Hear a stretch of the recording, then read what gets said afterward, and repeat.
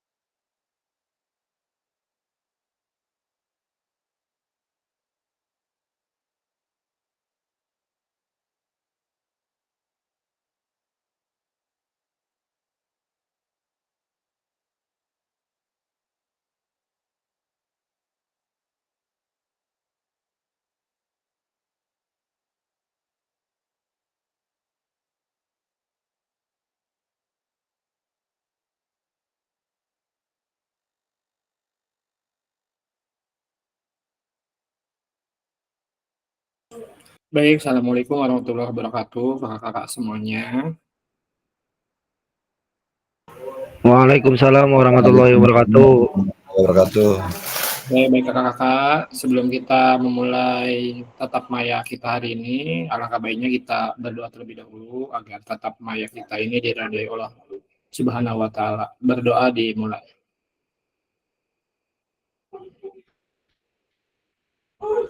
Sudah selesai? Oke, baik kakak-kakak. Jadi untuk tatap maya kita hari ini itu terkait dengan pembelajaran PJOK berpusat pada peserta didik.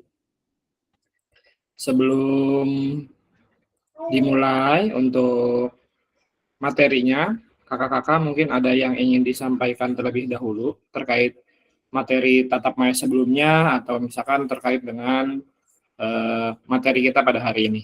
Silakan kakak-kakak jika ada yang ingin bercerita atau ingin ditanyakan.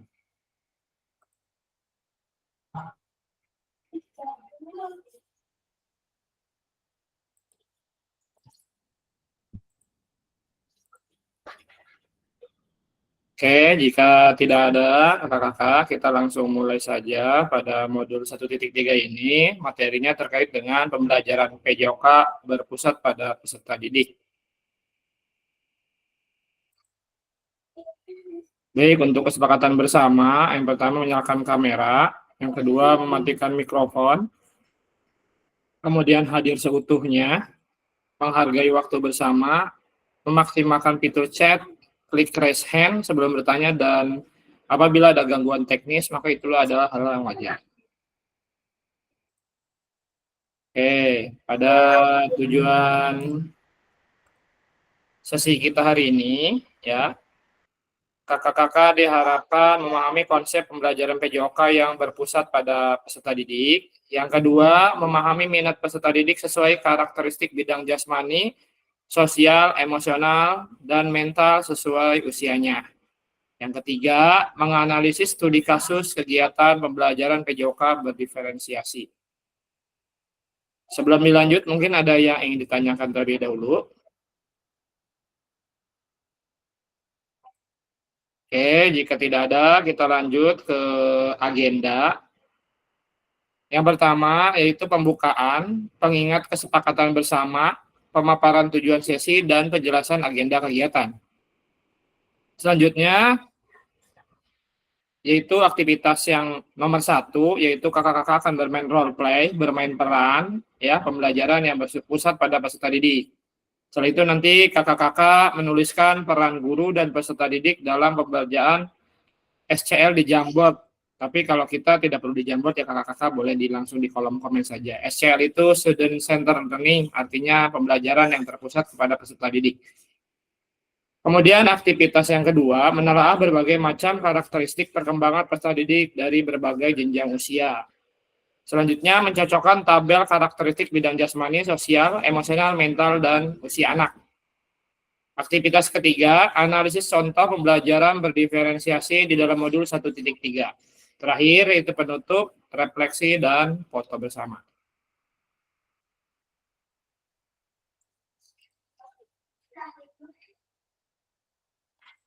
Oke, di slide ini, jadi ada pertanyaan, bagaimana praktek pembelajaran PJOK yang berpusat pada peserta didik? Apa yang menandakannya? Silakan kakak-kakak yang sudah membaca modul 1.3 menyampaikan pendapatnya terkait pembelajaran PJOK yang berpusat pada peserta didik. Silakan kakak-kakak.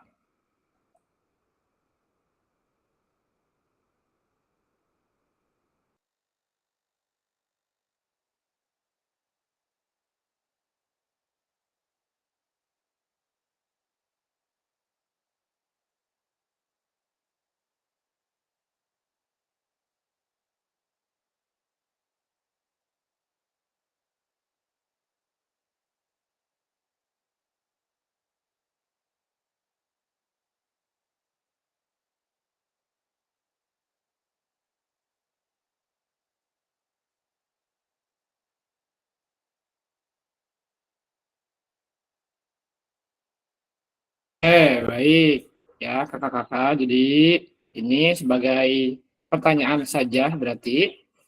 Jadi kakak-kakak bayangkan sejenak beberapa hal yang mungkin terjadi di kelas-kelas kita ya ketika mengajar PJOK. Yang pertama, apakah saat ini kita lebih banyak suara peluit sebagai perintah gerakan daripada suara guru saat pembelajaran? Atau apakah saat pembelajaran semua gerakan peserta didik harus sesuai perintah atau komando guru? Silakan kakak-kakak bercerita terkait dengan dua hal tersebut. Apakah lebih banyak peluit atau memang anak-anaknya itu sesuai perintah dari kakak-kakak? Silakan kakak-kakak untuk menyampaikan pendapatnya sesuai dengan yang ada di sekolah kakak-kakak masing-masing. Silakan.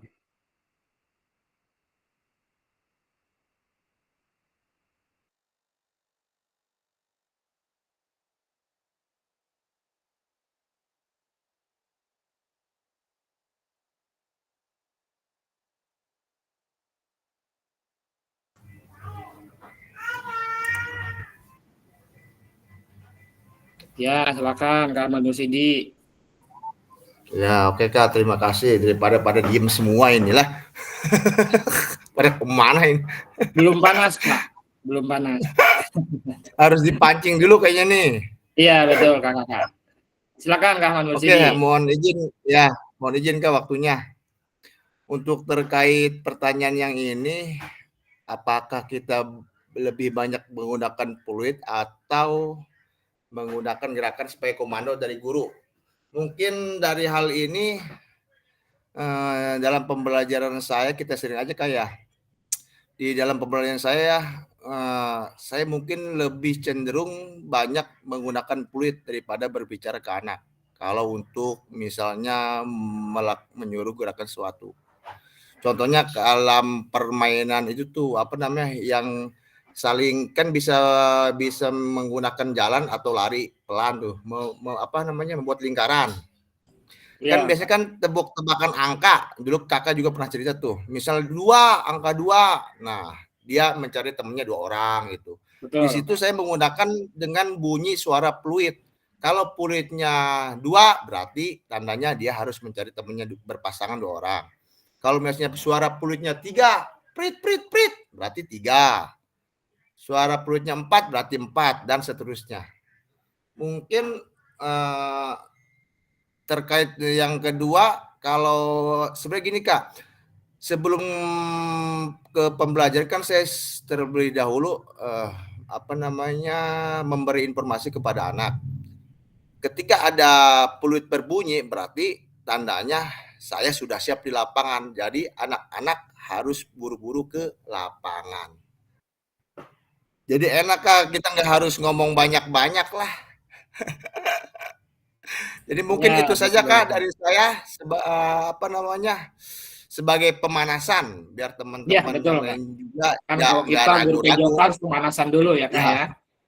harus pemanasan dulu. Makanya mungkin ini dimulai dari saya. Mungkin cukup sekian dari saya Kak. Terima kasih. Assalamualaikum Terima kasih warahmatullahi wabarakatuh. banyak Kak Ahmad Nursyidi untuk cerita dari sekolah Kak Ahmad Nursyidi. Tadi Kak Endang, silakan Kak Endang.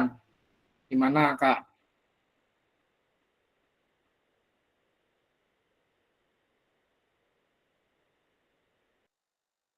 Kak Endang, cek.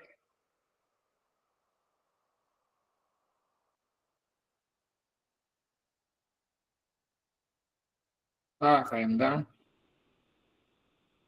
Belum ada suaranya Kak Endang. Cek.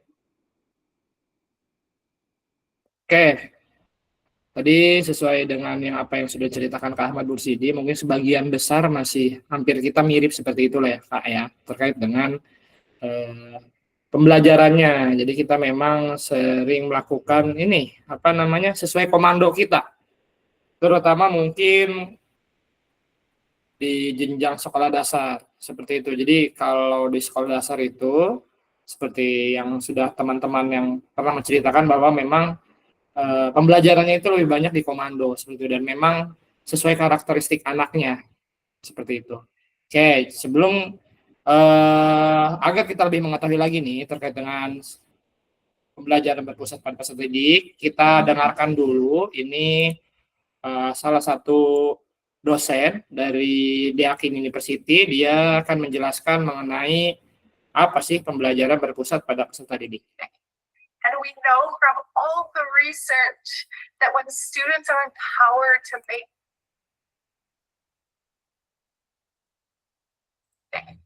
And we know from all the research that when students are empowered to make decisions, they thrive.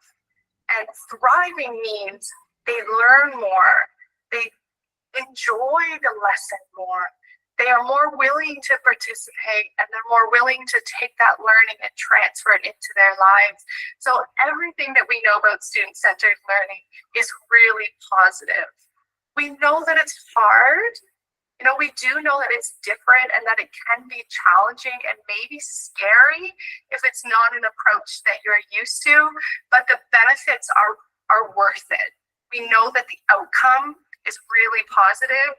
And so hopefully today what I can do is provide opportunities for you to take that first step if it's something new or something scary for you, or places that you can look for more opportunities to invite students into the decision-making process.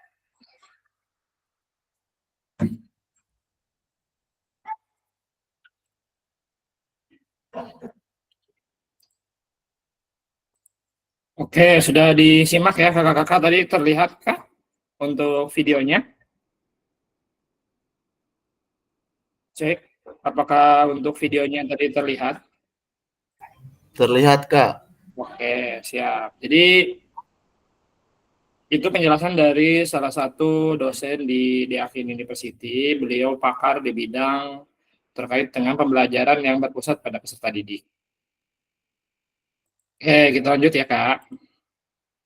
Nah, ini seperti yang sudah tadi saya bilang ketika sore hari, kakak-kakak akan melakukan aktivitas role play. Ya, role play itu bermain peran. Jadi kakak-kakak berpasangan, ya, kemudian nanti akan bermain peran sesuai yang ada di tugasnya di slide berikutnya. Nah, pada role play ini, capaian pembelajarannya, peserta didik mampu memahami gerak fundamental.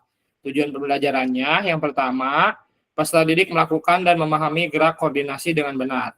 Yang kedua, peserta didik mengetahui efek dari latihan yang dilakukan. Yang ketiga, peserta didik dapat analisis efek latihan yang diberikan melalui perubahan denyut tadi. Asesmen yang dilakukan yaitu melakukan self dan peer assessment efek latihan yang telah dilakukan. Kemudian melakukan analisis efek latihan yang diberikan melalui perubahan denyut tadi. Aktivitas pembelajarannya yaitu latihan gerak koordinasi. Oke, silakan sekarang kakak-kakak memilih atau berpasangan. Ya, silakan dengan siapa saja. Boleh Kak Ahmad Mursidi, boleh dengan Kak Abdul Muhyi, seperti itu, atau Kak Ahmad Rizwan, boleh dengan Kak Andi, Kak Dede, boleh berpasangan dengan Kak Piki Hamami, silakan. Ya, silakan berpasangan. Mau dipilih sendiri atau saya yang memilih. Silakan kakak-kakak.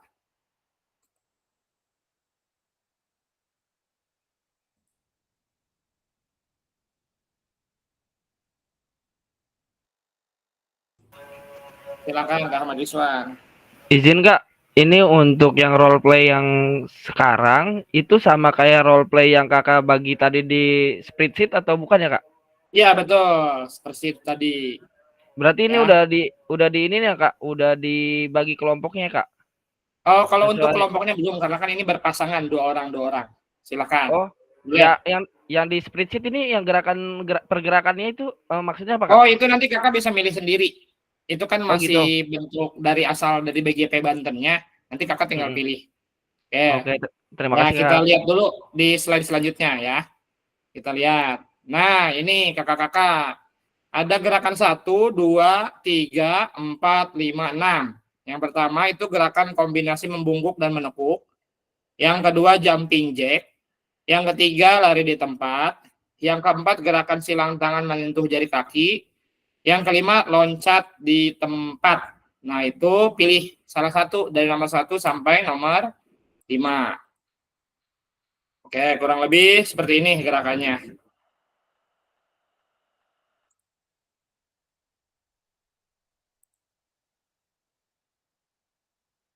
Boleh pilih nomor 1, nomor 2, nomor 3, nomor 4, atau nomor 5. Gerakannya menggunakan hitungan 2 kali 8 dengan intensitas moderate atau sedang. Jadi kakak-kakak berpasangan, ya. Kemudian nanti kakak-kakak hanya diminta untuk menganalisis gerakannya, apakah sudah benar atau belum, seperti itu. Oke, silakan kakak-kakak. Mau saya yang pilih atau kakak-kakak yang milih sendiri untuk pasangannya?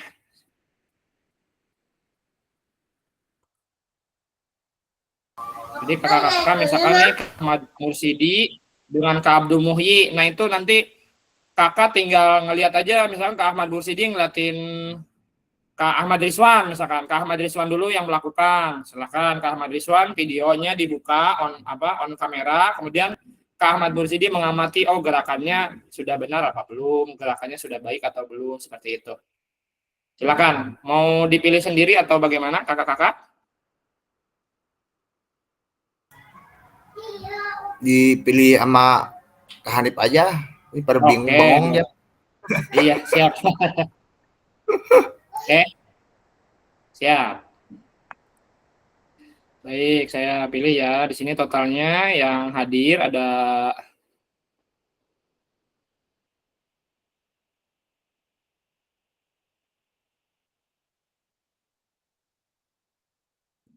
13 ya, ada 13 yang hadir pada malam hari ini.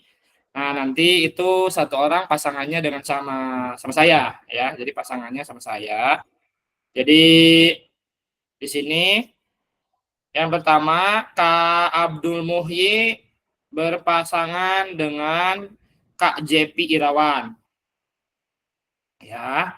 Kemudian Kak Ahmad Mursidi berpasangan dengan Kak Piki.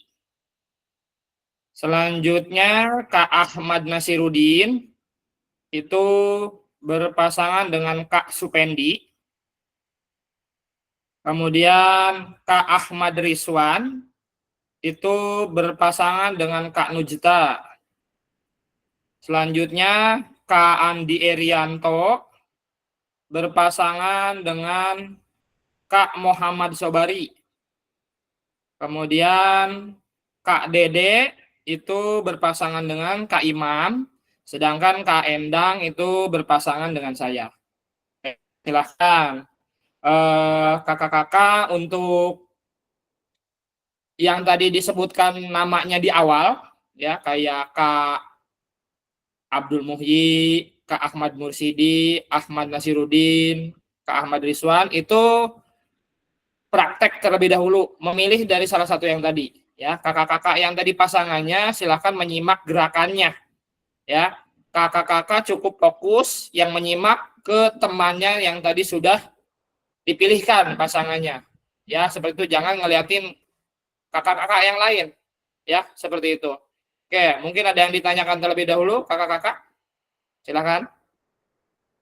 Hitungannya hanya 2 kali 8 dengan intensitasnya sedang. Seperti itu. Oke, silakan Kak Ahmad Rizwan.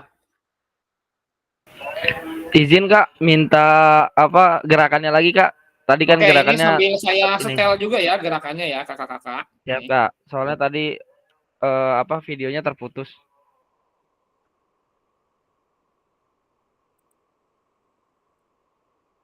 Nah, pilih nomor 1, nomor 2, nomor 3, 4, atau 5. Silakan, terserah kakak-kakak. Itu gerakannya mudah semua ya, hanya melakukan 2 kali 8.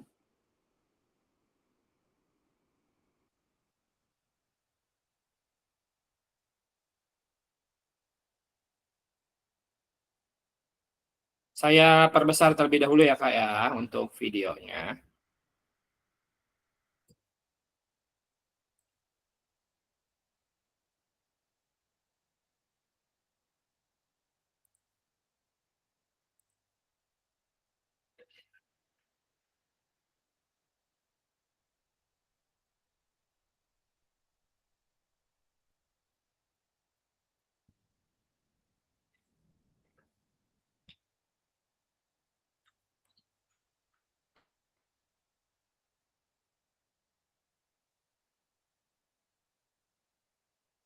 Sambil disimak, sambil kakak juga siap memilih mau nomor 1, 2, 3, 4, atau 5.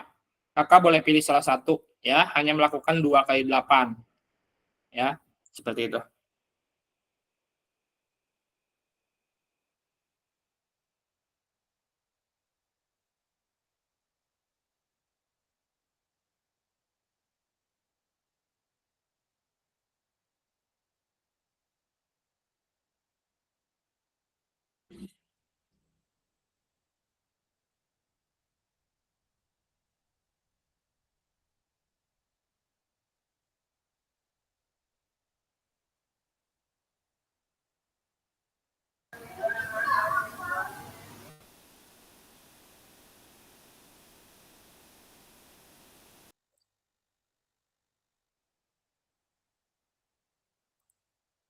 Ya, silakan Kak Piki. Maaf Kak Hanif, saya tadi baru masuk karena baru datang juga. Iya, Kak. Ini videonya kok di saya mah hitam ya? Nggak Oh, ada. hitam. Di kakak-kakak yang lain hitam nggak videonya? Apa karena sinyal ya? Kalau tadi mah muncul sih, sekarang hitam memang Kak. Oh, gitu. Sebentar ya.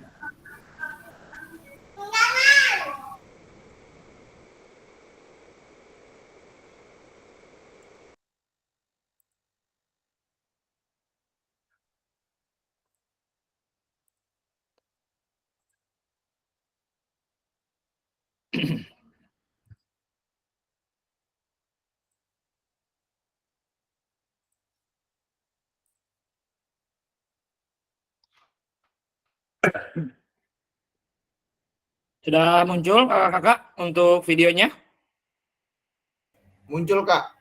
Nah, ini pilih salah satu, Kak.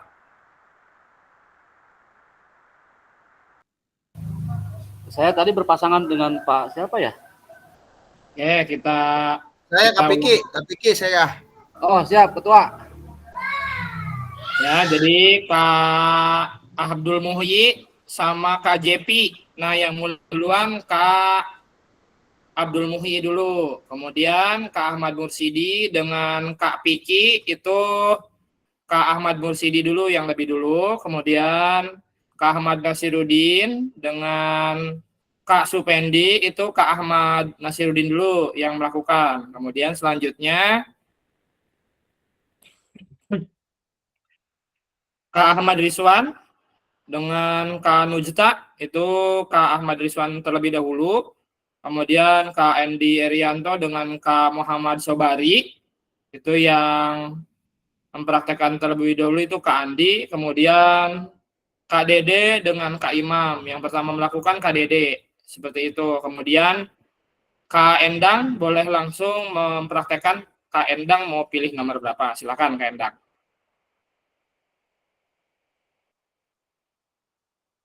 Jadi kita si laptopnya itu kita agak jauhkan dulu sedikit. Jadi diarahkan saja. Jadi jaraknya agak jauh nggak apa-apa.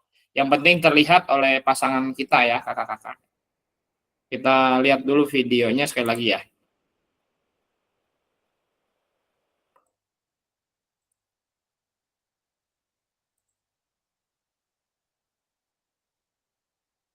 Nah, pilih salah satu Kak. Mau nomor 1, 2, 3. Ya, siap-siap ya. Kita mulai dari sekarang. Ya, silakan. Sebentar Kak. Ini saya hentikan dulu presentasinya. Kakak udah hafalkan gerakannya ya. Jadi biar terlihat semuanya. Silakan.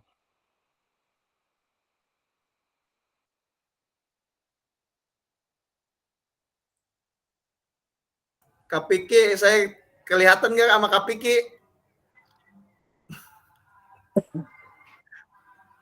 Apanya Kak Ahmad? Gambarnya kelihatan nggak? Kan saya duluan nih. Terlihat. Oke, Oh iya, siap ya. ya siap. Oke, kita mulai ya, kakak-kakak. Siap. Hitungannya sampai 8, gerakannya sedang aja ya, sedang. Kita bukan atlet. 1, 2, 3, mulai.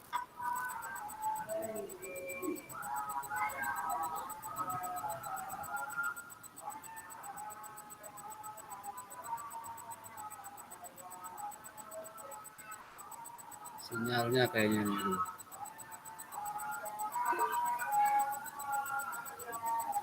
Ya, Kak Abdul Muhyi, silakan Kak Abdul Muhyi. Mohon izin Kak, Ya, untuk kegiatan praktek ini kan sudah dibagi kelompok ya berdasarkan berpasangan ya antara ya. saya bisa dibilang Yepi dan Muhyi. Apakah dalam pelakukannya itu persatu peserta dulu? Jadi Ya, dia menyimak masing-masing berpasangannya. Iya, betul. Jadi Kak Abdul Muhyi dulu, nanti pasangannya melihat kakak. Nanti gantian.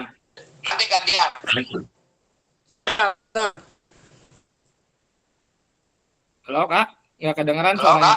Ya, ya putus-putus Kak dari tadi saya juga. Ya, Oh gitu. ya siap Kak. Ya. Sebentar kakak-kakak, sebelum dimulai, kakak-kakak hitung denyut nadi dulu Kak, lupa saya tadi. Hitung denyut nadinya, saya hitung yang praktek dulu ya, yang praktek duluan itu menghitung waktunya 10 detik. Nanti hitung, kemudian isi di spreadsheet ya. Ya, misalkan kakak dalam waktu 10 detik dapat 6, maka kali 6. Pokoknya ketika berhenti hitungannya berapa dikali 6. Misalkan 10 kali, maka kali 6. Siap ya kakak-kakak? Kita mulai hitung denyut nadi terlebih dahulu untuk rombongan yang pertama praktek. Silakan boleh denyut nadinya boleh di samping, di tangan, terserah. Yang penting kakak-kakak terasa lah denyut nadinya di mana. Oke? Kita mulai ya dari sekarang untuk menghitung denyut nadinya.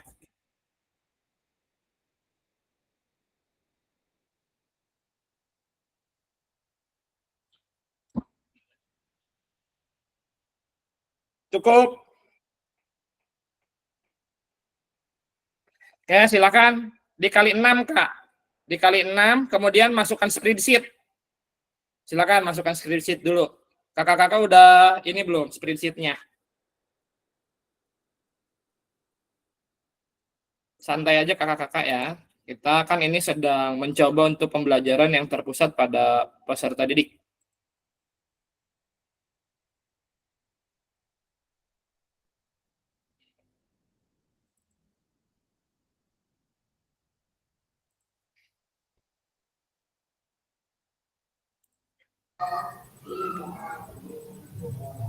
Maaf Kak, masuknya gimana itu denyut nadinya?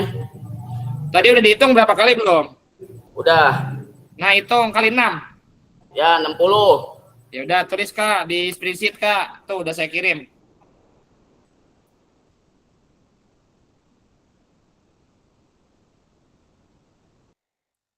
Diisi di nama kakak ya. Di situ udah ada nama masing-masing. Kemudian kakak tinggal pilih sendiri gerakannya nomor berapa tadi. Ganti aja kalau bukan nomor itu gerakannya. Misalkan gerakannya saya beda, saya harusnya nomor 1. Ya udah, yang tadinya tulisannya gerakan 4, berubah jadi gerakan nomor 1. Pendang langsung diisi di spreadsheet ya Kak.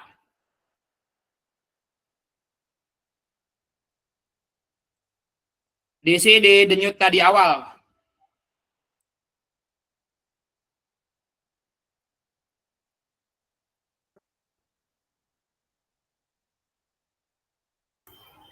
Gak bisa diketik ya Kak? Ini nggak bisa diketik. Kak itu belum diakses Kak, belum izin akses. Jadi masih Ini sudah saya coba izin akses sih ini sebenarnya. Dari tadi. Itu kayaknya masuk ke emailnya, bukan email belajar ID. Oh, gitu ya. Ya udah, kalau misalkan tidak memakai email belajar ID, kakak-kakak tulis di kolom chat aja, nggak apa-apa. Kalau misalnya bisa dirubah dulu ke Iya. email belajar ID. Iya. Ya, silakan kakak-kakak tulis saja di kolom chat. Kakak berapa denyut nadinya, pilih gerakannya nomor berapa.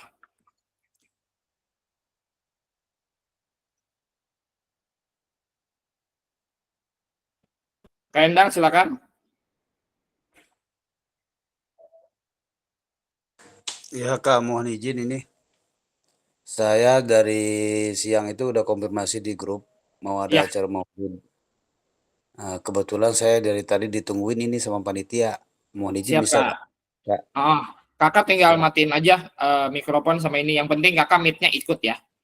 Siap, siap, siap. Oke, Oke, makasih siap. Kakak. Siap. Ya, yang lain udah diisi semuanya. Kalau sudah kita mulai ya, kakak-kakak. Nggak usah lama-lama. Ya, oke. Amanda ini siap ya. Nggak usah lama-lama. 2 kali 8. Ya, dapatlah dalam waktu 1 menit atau 2 menit.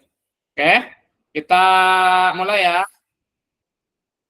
1, 2, 3, mulai.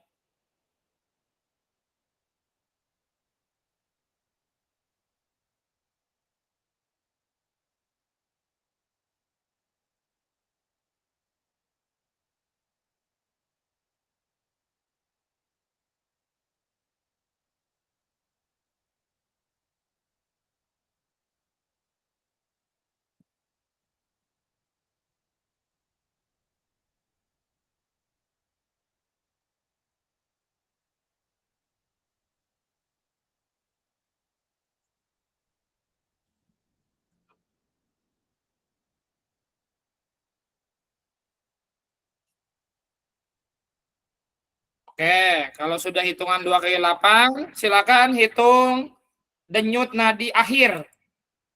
Ya, langsung ya, karena supaya tahu. Oke, kita mulai ya. Waktunya 10 detik. 1, 2, 3, mulai.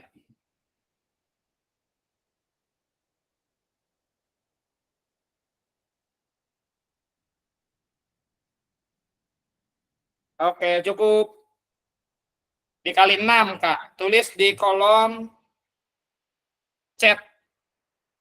Tadi denyut yang awal berapa, kemudian setelah praktek itu berapa, silakan.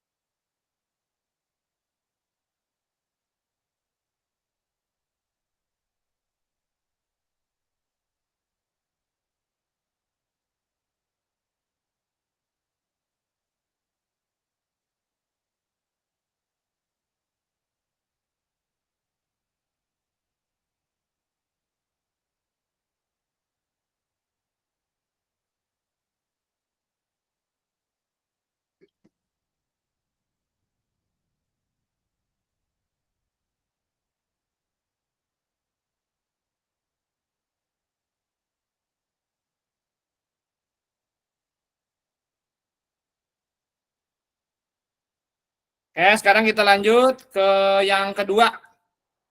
Ya, rombongan Kak Piki. Sekarang kita mulai hitung dulu denyut nadi awal ya, Kak, sebelum melakukan praktek.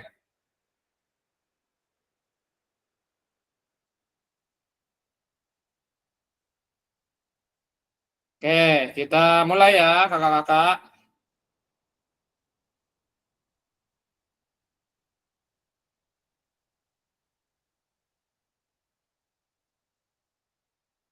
Satu, dua, tiga, mulai.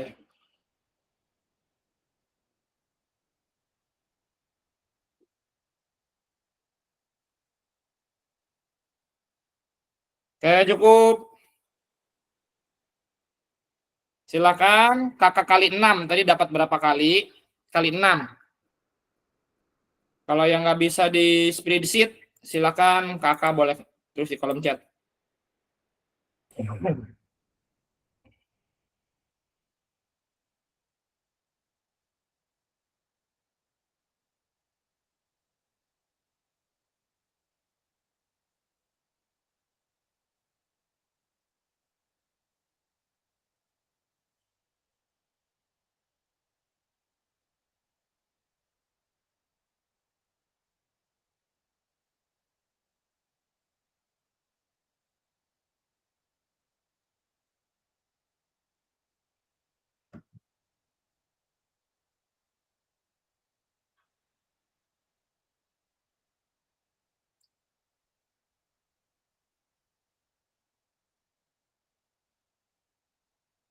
Oke, sudah ditulis semua ya.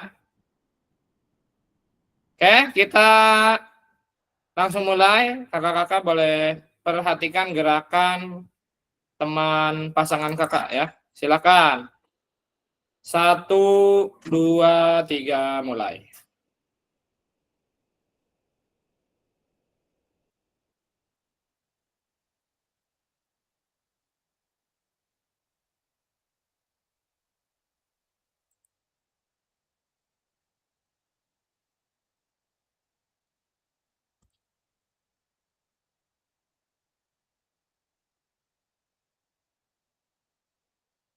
Oke, udah cukup. Kita langsung ya supaya tidak ada jeda istirahat. Langsung kita cek denyut nadinya. Kita mulai 1, 2, 3, mulai.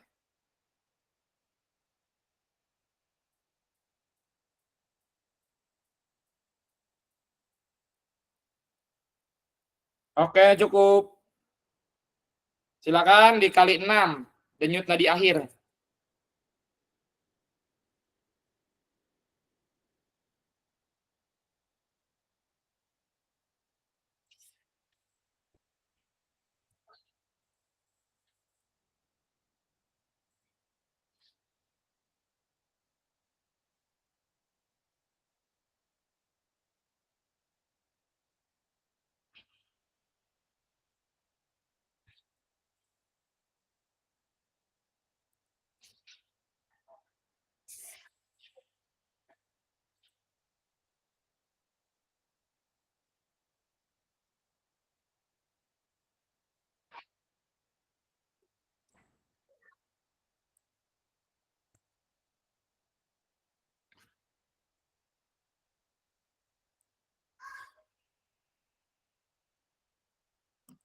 Oke. Sekarang kita lakukan umpan balik.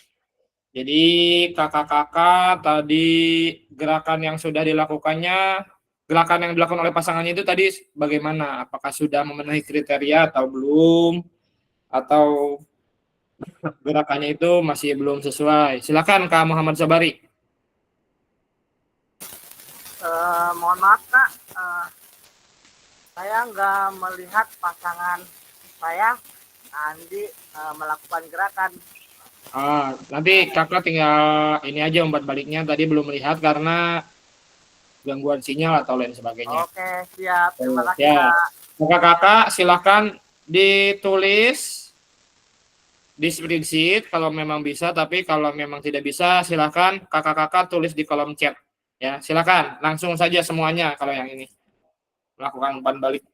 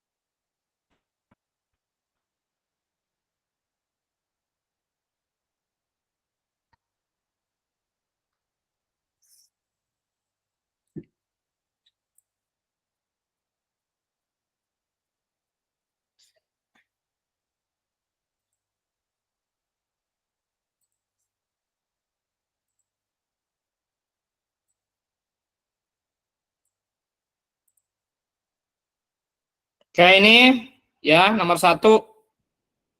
Apakah latihan yang dilakukan sudah benar? Kakak-kakak nggak perlu ini ya dilihat tuh. Apakah latihannya sudah benar?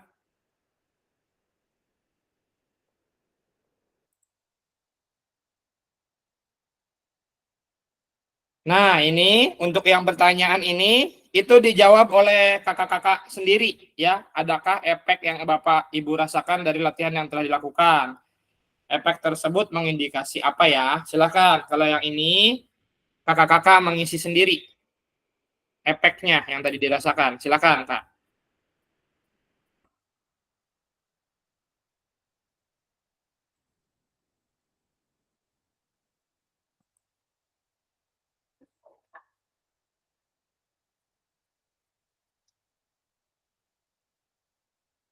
Alhamdulillah nih lolos admis.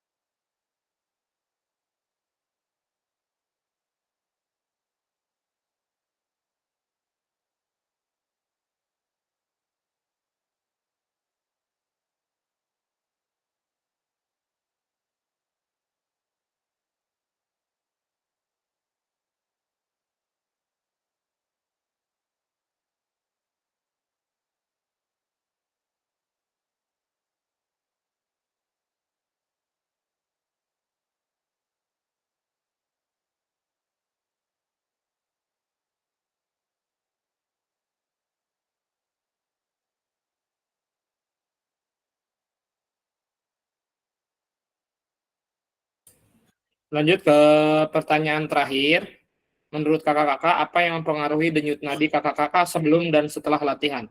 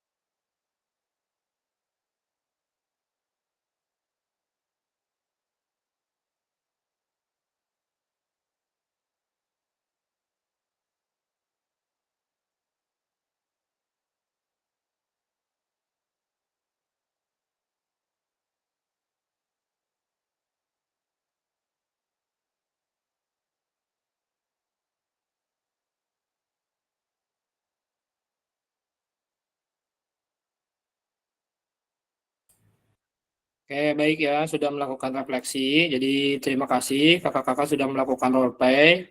Jadi mari kita analisis bersama proses pembelajarannya tadi setelah yang dilakukan. Oke, menurut kakak-kakak, apakah aktivitas yang dilakukan cukup menggambarkan pembelajaran PJOK yang berpusat pada peserta didik? Kalau misalkan sudah, berikan alasannya. Kalau belum, silakan berikan alasannya. Silakan kakak-kakak. Langsung ditanggapi secara lisan saja, Kak. Silakan. Yang ingin menjawab terkait pertanyaan atas aktivitas yang tadi kita lakukan terkait dengan role play. Apakah itu sudah berpusat pada peserta didik atau belum? Silakan.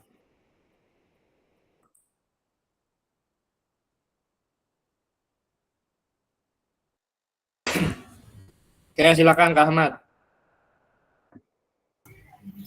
Ya Kak, terima kasih. Kalau menurut saya mungkin sudah berpusat kepada peserta didik ya, karena peserta didik itu disuruh memilih. Contohnya tadi kan ada beberapa gerakan tuh ya, ada yang ke-1, ke-2, ke-3 sampai ke-4 ya kalau nggak salah. Di situ kan kita disuruh melakukan pilih sesuai dengan kemauan peserta didik tersebut, Kak. Mungkin itu aja Kak dari saya. Sebagai pembuka. Bagus, Kak Sidi untuk jawabannya. Silakan Kak Abdul Muhyi, tanggapannya nih, setuju nggak sama Kak Ahmad Mursidi? Baik Kak, menurut saya pandangan saya ya berdasarkan apa yang tadi disampaikan oleh Kak Abdul Sidi memang betul bahwa yang dimaksud dengan peserta didik berpusat kepada estetik yaitu peserta didik aktif dalam bergerak dalam melakukan aktivitas olahraga yang disebutkan tadi itu ditunjukkan daripada beberapa gerakan dari gerakan 1, 2, dan 3, dan 4 sehingga peserta didik dapat melakukan gerakan-gerakan yang memang yang diinginkan oleh gurunya dan dapat melakukan aktivitas semana baiknya dalam aktivitas olahraga sehingga anak-anak mampu melakukan kegiatan olahraganya dan bisa dibilang menyehatkan tubuhnya dalam aktivitas geraknya. Demikian Kak. Oke, baik, makasih Kak. Makasih Sidi ya. Jadi itu menurut pandang kakak-kakak ya. Jadi bahwa pembelajarannya sudah terpusat pada peserta didik. Jadi memang betul menurut saya pun ini sudah berpusat pada peserta didik karena peserta didik itu diminta untuk memilih sendiri gerakan yang mana yang diinginkan. Artinya kan itu terpusat pada kakak-kakak ya. Cuma tadi kekurangannya adalah ketika diminta untuk memberi pasangan, ya mencari pasangan, itu kakak-kakak masih dalam tahap komando, artinya itu masih belum terpusat pada peserta didik. Jadi itu namanya komando ya. Saya masih nyuruh kakak-kakak yang Kak Abdul Muhyi dengan Kak siapa, ya itu artinya saya masih komando, artinya belum terpusat pada peserta didik. Makanya tadi saya nanya ya, silakan kakak-kakak memilih pasangannya sendiri atau mau gimana. Oke, kita lanjut ya kakak-kakak.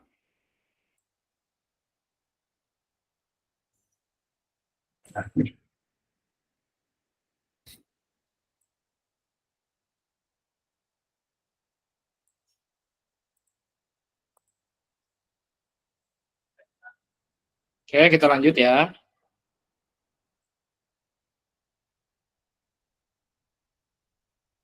Kita simak terlebih dahulu video berikut ini.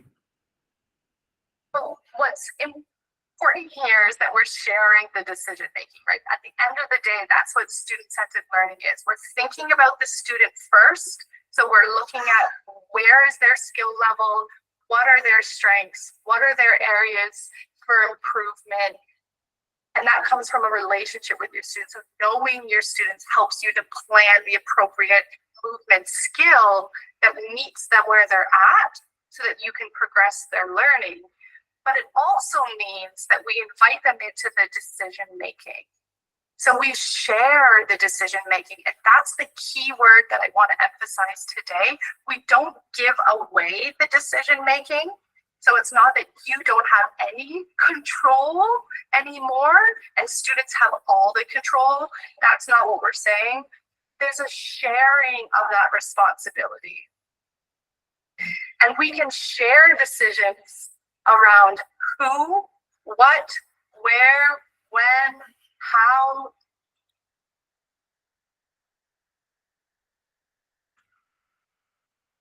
But what's important here is that we're sharing the decision making.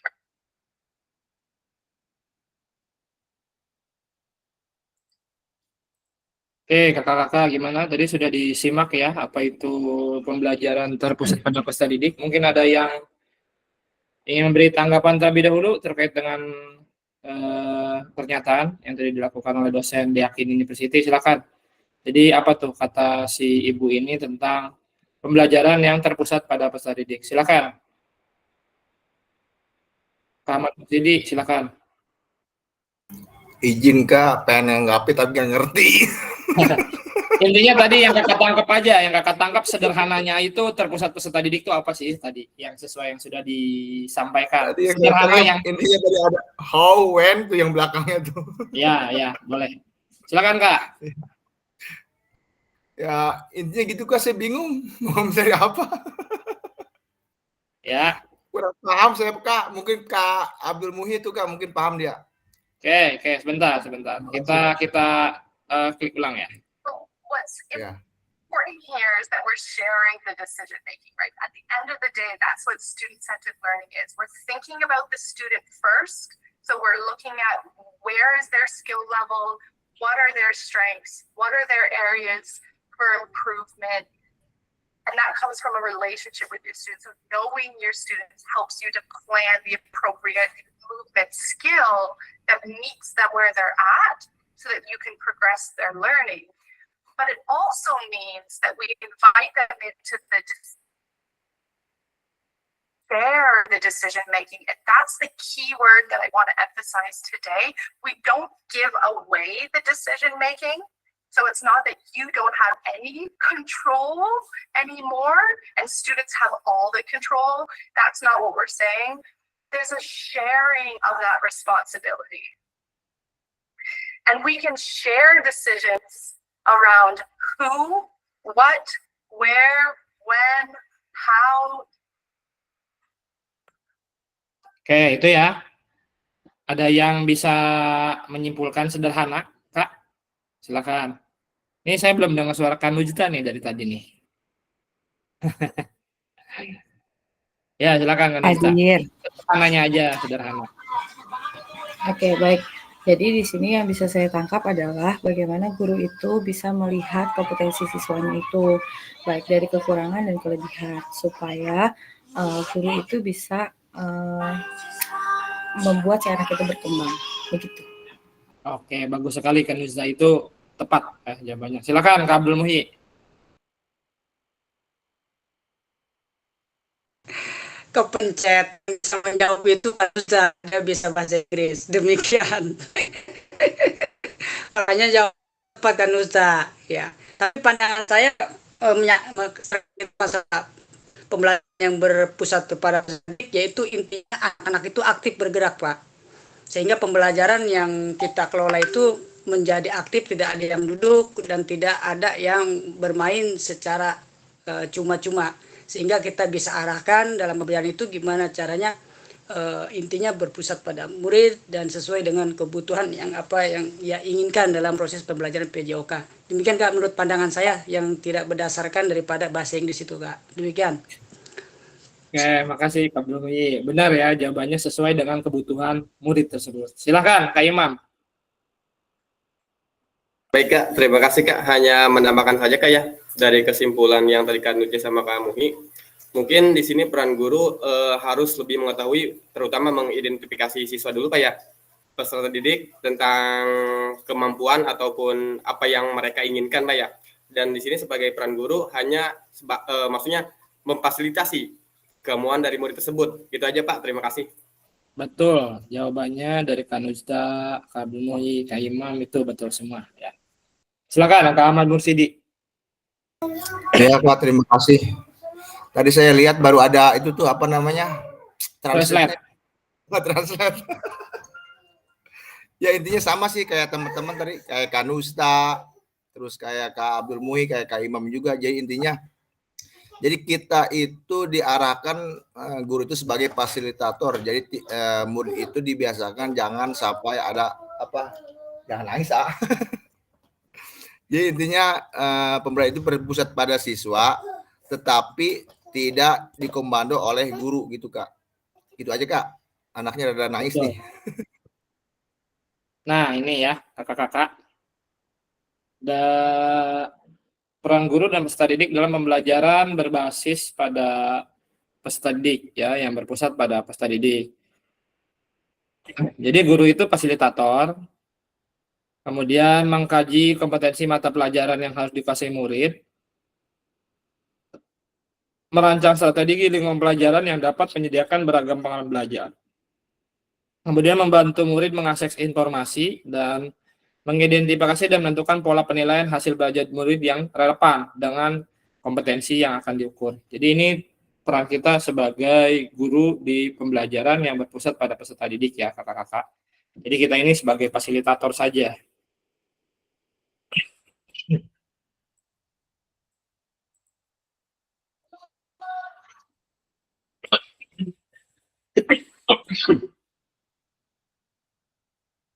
Dalam pembelajaran yang berpusat pada peserta didik, guru akan berperan sebagai fasilitator dalam proses belajar.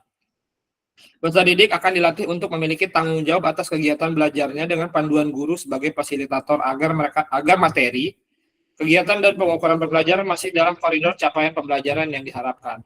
Dalam hal ini, guru dapat mendorong perkembangan peserta didik karena guru bukan satu-satunya sumber belajar. Jadi siswa itu kita arahkan, guru itu bukan satu-satunya sumber ya, bisa dari YouTube, bisa dari, ya sekarang lebih banyaknya di YouTube ya, di Instagram, di media sosial lainnya, kemudian nanti silakan ketika mereka belum mengerti, nanti kakak-kakak yang mengarahkan, seperti itu.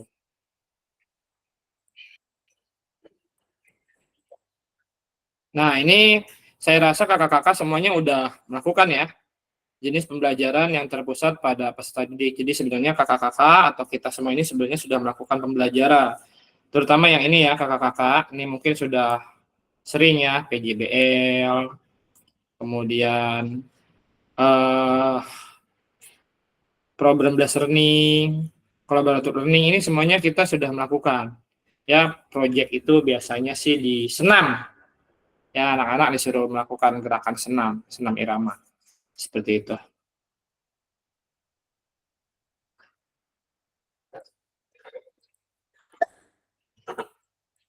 Nah, ini karakteristik perkembangan peserta didik. Ya, memahami karakteristik dan minat anak. Ada atas, menengah, PAUD, dan SD. Nah, ini.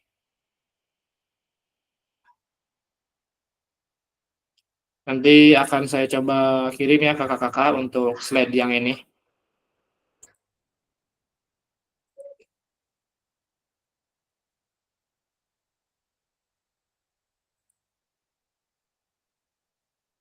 Nih, ya, yang pertama, apa pentingnya guru mengetahui karakteristik peserta didik? Jadi, dalam SCL, mengisyaratkan guru hendaknya mempertimbangkan karakteristik peserta didik dalam menyusun program pembelajaran yang berpusat pada peserta didik. Jadi, istilahnya kita ngelakuin asesmen dulu nih, sebelum menyusun program pembelajaran. Kemudian, salah satu cara mengakomodasi berbagai karakteristik dan minat peserta didik dalam pembelajaran adalah dengan pembelajaran berdiferensiasi. Jadi untuk mengakomodasi yang ini kekuatannya di mana, yang ini kelemahannya di mana, nah kita itu melakukan pembelajaran berdiferensiasi. Oke, kita lanjut ke pembelajaran 3, pembelajaran diferensiasi dalam PJOK. Nah, ini. Pembelajaran berdiferensiasi adalah usaha guru untuk menyesuaikan pembelajaran di kelas untuk memenuhi kebutuhan belajar individu murid. Diferensiasi itu ada 3. Ada diferensiasi konten, proses, dan produk. Nah, ini yang perlu kita diskusikan agak panjang. Ya, kita sekitar 5 menitan lah. Oke, kakak-kakak. Apakah sudah memahami semua terkait konten, proses, dan produk? Adakah yang masih bingung terkait dengan apa sih konten, apa sih proses, apa sih produk? Silakan. Jika ada yang ingin ditanyakan atau ada yang ingin didiskusikan, dipersilakan.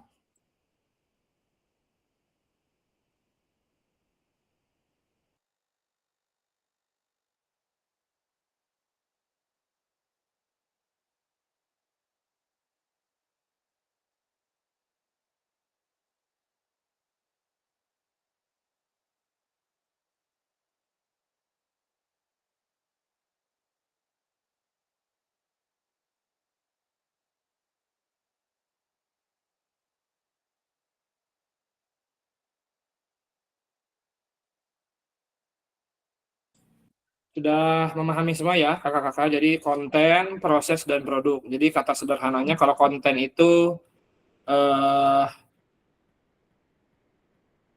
berbeda-beda. Misalkan materinya itu kakak sedang pelajarannya basket atau pelajarannya sedang voli. Nah ketika voli itu biasanya anak SD yang perempuan itu belum bisa melakukan servis atas. Nah, itu ketika voli, ketika anak laki-laki sedang materi voli servis atas, maka dia berbeda konten. Jadi kalau dia masih servis bawah, seperti itu ya untuk anak perempuan. Jadi itu yang namanya dengan diferensiasi konten. Kemudian kalau proses itu ya prosesnya berbeda. Ya, kalau misalkan anak laki-laki, misalkan semuanya rata nih di SMA ya, semuanya bisa melakukan servis atas bola voli. Nah, nanti di prosesnya itu berbeda-beda. Materinya tujuannya pembelajarannya dapat melakukan servis atas. Nah, ketika proses diferensiasi proses, maka artinya prosesnya yang berbeda. Kalau anak laki-laki mungkin langsung melakukan dengan bola, ya, bola keras. Nah, ini kalau yang perempuan itu bolanya bola lembut, terus prosesnya dari yang dijarakin dulu. Oh, segini dulu, misalkan disimpan cons jarak 1 meter, ayo lewatin dulu servis atasnya sampai ngelewatin itu terus, seperti itu prosesnya. Kemudian kalau produk itu hasilnya ya kakak-kakak, ya jadi produknya itu dalam bentuk biasanya dalam senam irama seperti itu, atau bisa juga di pelajaran guling depan atau guling belakang. Jadi produknya berbeda. Kalau anak cowok itu ketika melakukan guling depan maka dia gerakannya dari berdiri, melakukan guling depan, kemudian berdiri lagi. Sedangkan kalau produk untuk anak cewek itu produknya ya udah cukup melakukan guling depan saja, ya. Jadi tidak ada proses berdiri, duduk, berdiri. Jadi mereka hanya dari posisi duduk, kemudian berputar seperti itu. Oke, kita lanjut ya, kakak-kakak. Ada yang ditanyakan dulu?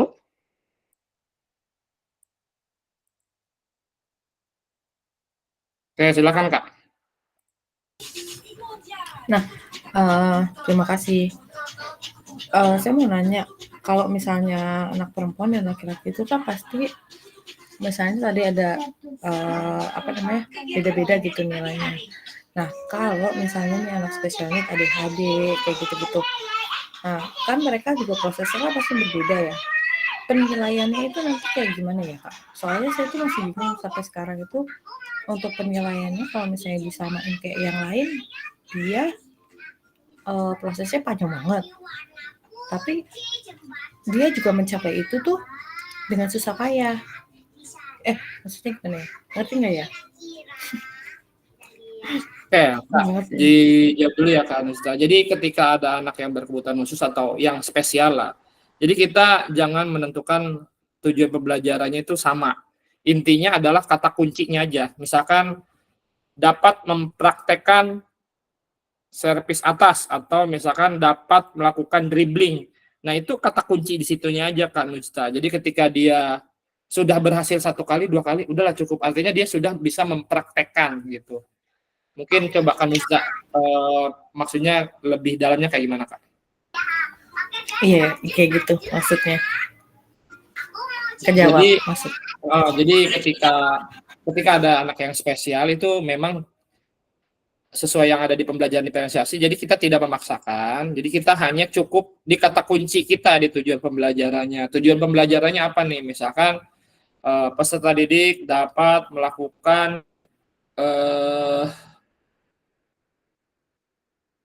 syuting. Nah, ketika dia berhasil melakukan prosesnya saja kayak gini, melempar kayak gini, kemudian walaupun tidak masuk, kita lihat gerakan tangannya aja. Gerakan tangannya udah benar apa belum? Seperti itu.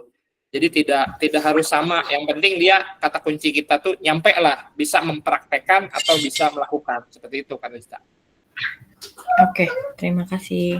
Ya. Silakan kakak-kakak yang lain. Jadi jangan dipaksain kakak-kakak. Kita sedikit ada hati nurani lah seperti itu. Jadi kita juga bisa melihat bagaimana sih anak ini mampu atau belum, walaupun dia berkebutuhan khusus atau spesial, setidaknya kita lihat nih dia, wah kayaknya emang dia mampu, tapi memang karena keterbatasan kita maklumi lah seperti itu. Silakan Kak Ahmad Musidi. Mungkin gini mungkin kali ya, intinya anak itu mau aja dulu kayak. Betul. Intinya mau aja dulu gitu. yang intinya anak itu mau bergerak dan memahami apa yang kita sampaikan, mungkin seperti itu kayak. Ya, betul Kak Ahmad Bursidi. Jadi Terus kita terkait silakan. Terkait kayak tadi kan ada konten, ada proses, ada apa satu lagi tuh? Produk. Ya, produk. Mungkin kalau dulu mah ada rubrik penilaiannya seperti itu kayak. Sekarang mungkin pakai itu. Kan contoh misalnya untuk gerakan guling depan yang tadi Kakak sampaikan, kan posisi awal berdiri, terus kedua berputar, ketiga balik badan, terus dia berdiri lagi. Mungkin yang dinilai kan biasanya seperti itu. Posisi awalnya mungkin dia seperti apa, prosesnya seperti apa, dan akhirnya seperti apa. Betul. Ya, jadi kan kita ada tahapan proses penilaiannya kayak rubrik penilaiannya lah. Misalnya kalau posisi awal dia bagus nih, benar. Prosesnya gulingnya agak kurang, misalnya miring, nggak lurus. Terus hasilnya seperti apa, posisi terakhirnya seperti apa. Mungkin kayak gitu kayak. Betul sekali untuk diferensiasi produk ya Kak Ahmad. Kurang lebih betul seperti itu. Silakan kakak-kakak yang lain. Itu aja. Terima kasih. Siap Kak Ahmad. Oke, kita lanjut. Ini pertanyaannya nih Kak. Kendala yang kakak-kakak dalam melakukan strategi pembelajaran diferensiasi. Silakan. Kendalanya apa sih? Silakan bercerita. Nggak apa-apa, ini kita sesi sharing kalau yang ini. Kendala dalam melakukan pembelajaran diferensiasi. Silakan Kak Ahmad Bursidi. Ya, kalau melihat keadaan, contoh aja kayak tadi kayak yang Kakak Hanif bicarakan. Coba kakak-kakak bikin kelompok sendiri, mungkin masih malu-malu atau tidak berani. Mungkin itu Kak, mungkin yang dialami siswa kita juga di sekolah. Kadang ayo, misalnya contoh, bikin kelompok sendiri, kadang pada bengong aja. Malah ribut anak SD maka.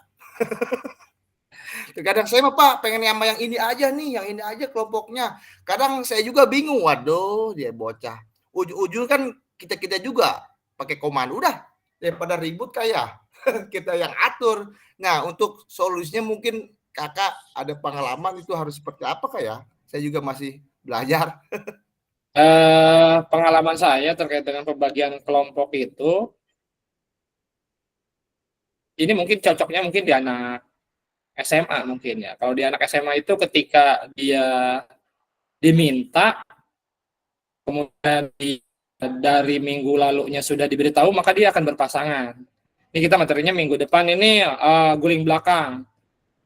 Jadi ketika berpasangan itu, ketika mereka dikasih tahu materi minggu depan guling belakang, pasti mereka, wah gue pengen pasangannya ini. Nah jadi ketika pelajarannya itu dia udah tahu nih mau pasangan sama siapa. Nah tapi ini kayaknya kalau di SD juga mungkin masih belum bisa ya. Tapi mungkin salah satu caranya untuk membagi kelompok itu jangan permainan aja. Oh gitu ya.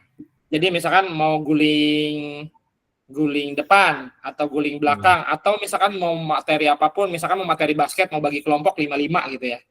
Nah itu nanti kakak dari awal bercandain dulu, yuk kita main. Sekarang kita kumpul 2. Nah nanti pas terakhir itu sesuai keinginan kita mau bikin berapa satu kelompoknya. Berarti kalau misalkan basket berarti bilang 5. Nah ketika mereka berkumpul berlima, nah itu kelompoknya ya kelompok 1, 2, 3, 4, 5 seperti itu sih biasanya.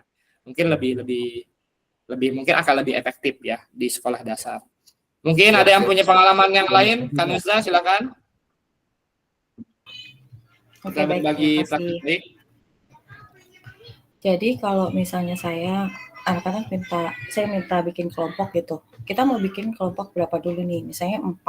Pilihlah, kita yang pilih tapi siapa gitu. Nah nanti mereka sendiri yang akan pilih teman-temannya gitu.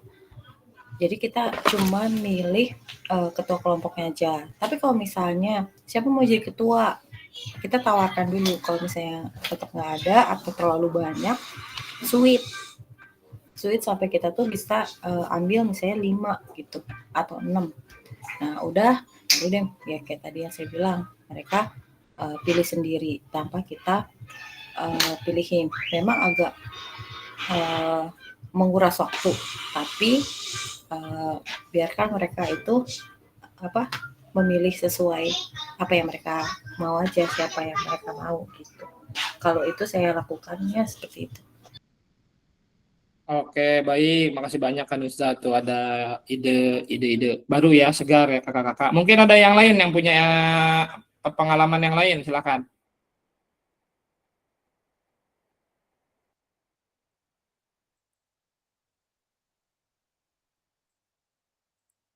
Ya, silakan Kak.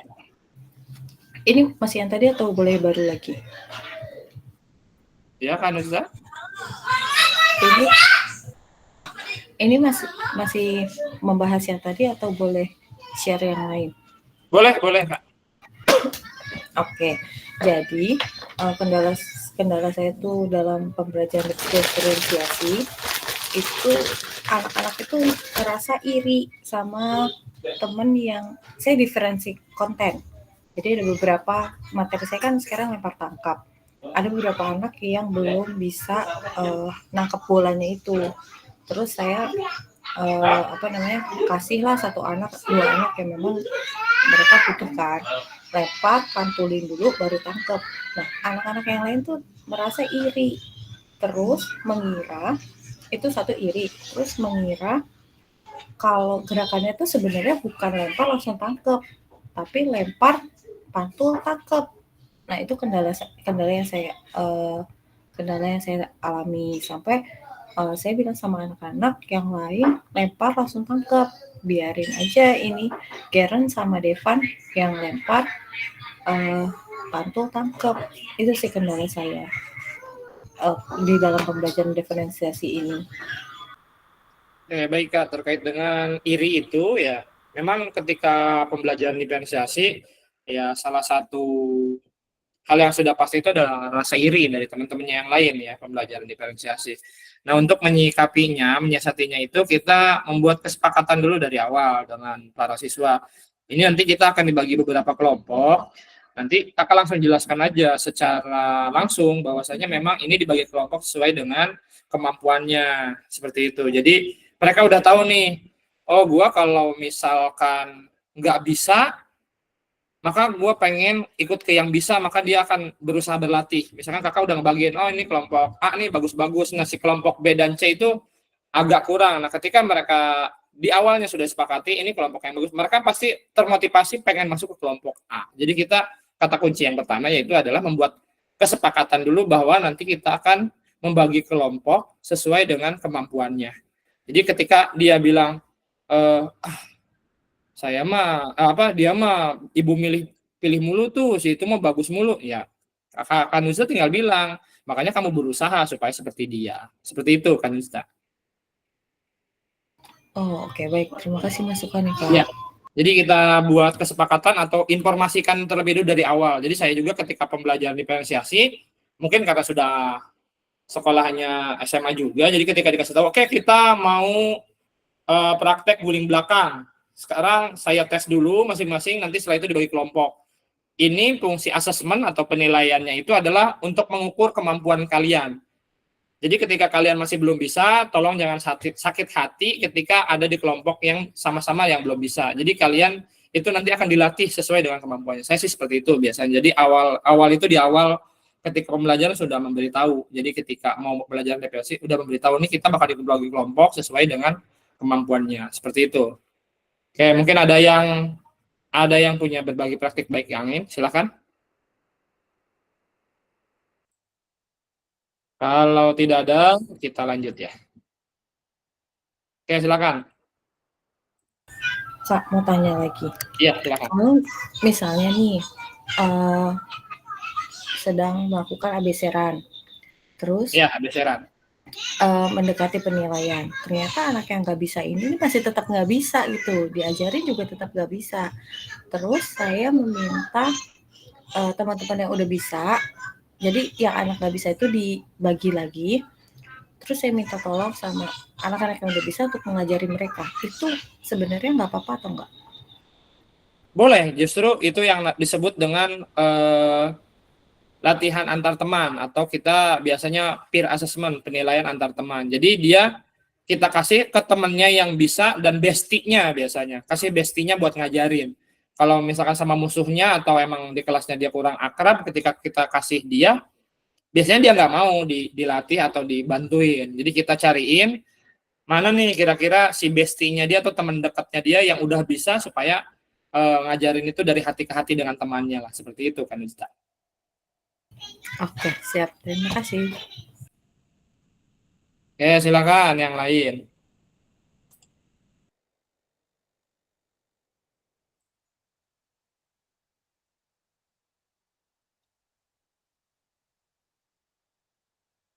Oke, baik. Pada akhir sesi kita hari ini, kakak-kakak yang pertama memahami konsep pembelajaran PJOK yang berpusat pada peserta didik. Yang kedua, memahami minat peserta didik sesuai karakteristik bidang jasmani, sosial, emosional, dan mental sesuai usianya. Yang ketiga, menganalisis studi kasus kegiatan pembelajaran PJOK berdiferensiasi. Jadi ini kita ya, sesi kita hari ini. Oke, terima kasih. Oke, mungkin sebelum ditutup, ada yang ingin didiskusikan terlebih dahulu atau kita sharing-sharing, silakan. Ada yang masih bingung terkait dengan pembelajaran berpusat pada peserta didik atau pembelajaran diferensiasi. Silakan kita diskusi bareng-bareng, kita belajar bareng-bareng di sini. Saya juga sebenarnya pengen bertanya sih sebenarnya kepada kakak-kakak. Pembelajaran diferensiasi di sekolah saya di SMK itu mungkin ketika pembelajaran diferensiasi masih dibilangnya dapat dilakukan lah ketika mengajar karena mungkin usianya sudah 17 tahun lah gitu, udah memahami. Nah, ini saya juga pengen sharing atau pengen mengetahui dari di sekolah dasar apakah sesulit itu apa tidak terkait dengan pembelajaran diferensiasi. Karena saya juga butuh pengetahuan lah terkait dengan pembelajaran diferensiasi di sekolah dasar seperti itu. Silakan Kak, mungkin ada yang ingin menjawab pertanyaan saya. Apakah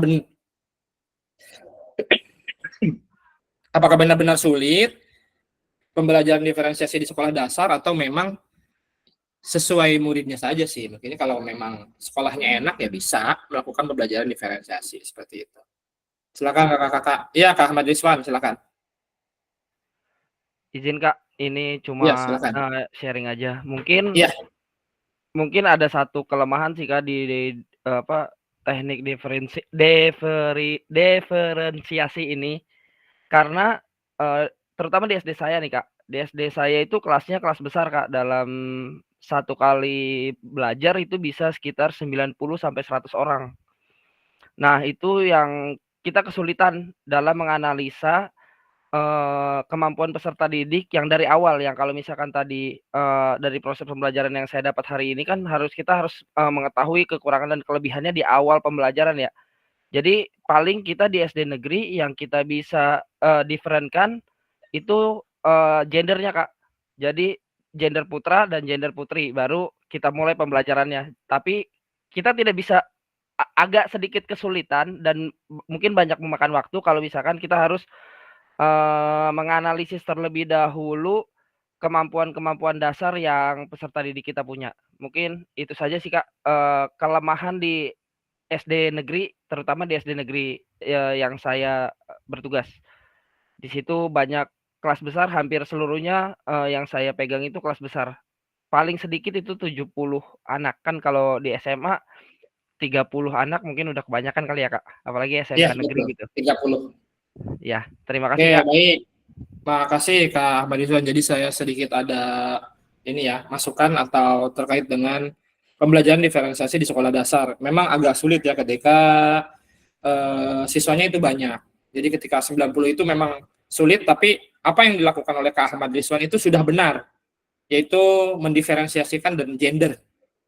Karena kalau dipaksakan diferensiasi dalam bentuk proses, konten, itu agak sulit, tapi mudah-mudahan Kak Ahmad Rizwan juga bisa menerapkan di produk ya Kak ya. Jadi produknya itu yang agak berbeda lah. Produk dari anak cewek sama anak cowok kan pasti berbeda ya Kak Ahmad Rizwan ya. Hasil yang dihasilkannya gitu, yang dihasilkannya. Kayak misalkan syuting anak ketika kita latihan passing yang anak cowok bisa kita simpan jaraknya sekitar 3 meter atau 4 meter. Jadi mereka melakukan passing nyampe nih 3 meter. Tapi ketika anak cewek, kita simpan aja 1 meter. Nah, itu kan produknya berbeda tuh. Yang satu mah 1 meter, yang satu mah 3 meter. Nah, itu kan udah berbeda produk ya, berbeda hasil. Jadi semoga bisa menerapkannya seperti itu ya, Kak Ahmad Rizwan. Jadi ada produk yang dihasilkannya berbeda. Mungkin Kak Ahmad Rizwan juga sudah menerapkan seperti itu. Jadi Kak Ahmad Rizwan berarti sudah melakukan pembelajaran diferensiasi sebenarnya. Ini hanya soal tulisannya aja, proses, konten, dan produk seperti itu. Oke, silakan yang lain. Mungkin ada yang ingin didiskusikan atau tadi terkait dengan pertanyaan saya di sekolah dasar itu bagaimana sih pembelajaran diferensiasi itu, apakah memang benar-benar sulit dilakukan atau memang ya tergantung sekolahnya sih seperti itu. Silakan. Atau yang ingin bertanya.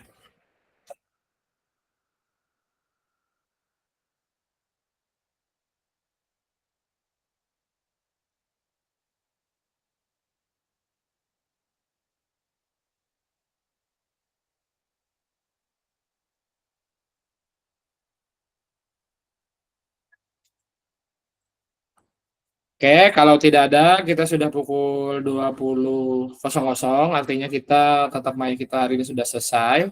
Sekarang silakan kakak-kakak untuk on cam terlebih dahulu, untuk dipoto bersama terlebih dahulu. Kak Nuzda mungkin boleh dibantu Kak Nuzda untuk screenshotnya. Oke. Siap ya.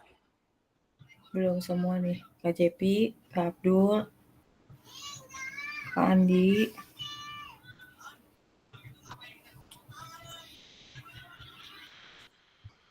Oke, boleh langsung saja nggak apa-apa Kak Nuzda. Oke, 1, 2, 3. Oke.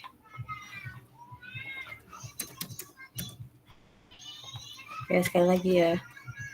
Sekali lagi enggak? Ya, silakan. Pakai gaya sekarang. Mantap. 1, 2, 3. Oke, sip. Oke, terima kasih banyak kakak-kakak atas kehadirannya malam ini. Nah, ini saya mau tanya dulu untuk hari Sabtu. Kakak-kakak ada yang ngajar Sabtu nggak? Pagi. Libur Kak kalau di SD mah. Kan Ustaz ngajar katanya. Kakak yang lain ada yang Sabtu ngajar pagi-pagi? Kalau di SD mah kayaknya libur Kak, kecuali ada eskul nanti. Oke. Kan Ustaz, kalau di negeri. Kan Ustaz bisa izin nggak nanti kalau misalkan Sabtu atau tidak bisa izin? Kalau misalkan kita mulai dari jam 10. Oh, kita mulai jam 10 ya? Kalau mulai jam 10 bisa. Bisa ya. Yang penting kan jangan pas awal gitu ya. Oke, baik. Kita nanti direncanakan pada hari Sabtu itu pukul 10-an ya kakak-kakak. Jadi kita biar siangnya itu bisa jalan-jalan ke Lipo ya. Kayak gitu. Oke, cukup untuk tatap muka kita hari ini. Kita ucapkan hamdalah terlebih dahulu. Alhamdulillah. Oke, saya tutup ya, berhenti rekamannya.